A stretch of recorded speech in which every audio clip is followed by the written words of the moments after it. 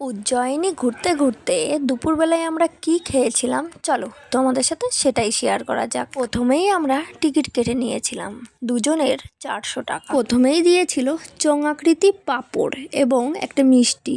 এটা যে কি ধরনের মিষ্টি জানি না, কিন্তু খেতে দুর্দান্ত ছিল। সাথে ছিল স্যালাড এবং 2 ধরনের চাটনি। দিয়েছিল দুটো ঘি মাখানো রুটি। রুটির সাথে খাওয়ার জন্য ছিল ঘুগনি, আর ছিল ডাল আর আলু পনির তরকারি। আর একটা যে কি ছিল সারা মধ্যপ্রদেশ ঘুরেও আমি জানতে পারলাম না। দিয়েছিল ঠান্ডা ঠান্ডা ঘোল এবং বিশুদ্ধ পানীয় জল, যেটা আমি 5 থেকে 6 গ্লাস ইতিমধ্যে শেষ করে ফেলেছি। আর শেষ পাতে দিয়েছিল একটা মাখানি, যেটা খেতে একটু আমার ভালো লাগছিল না। পরের কথা তোমাদেরকে একটু বলে রাখি, সব একদম গরম গরম খাবারগুলো খেতে বেশ ভালোই লাগছিল। আর ওই যে আমি ভেতো বাঙালি, দেখো ভেতো বাঙালি বলতে ভাত দিয়ে গেছে, ভাতের সাথে ছিল ধনেপাতা কুচি।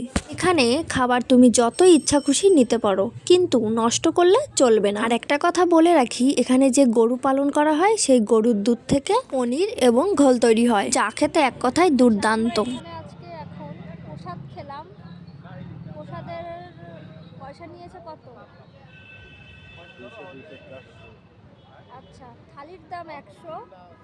আর এইখানে গৌশালা আছে, গরুর জন্য 100, মানে মাথা প্রতি এক একজনের 200 টাকা করে।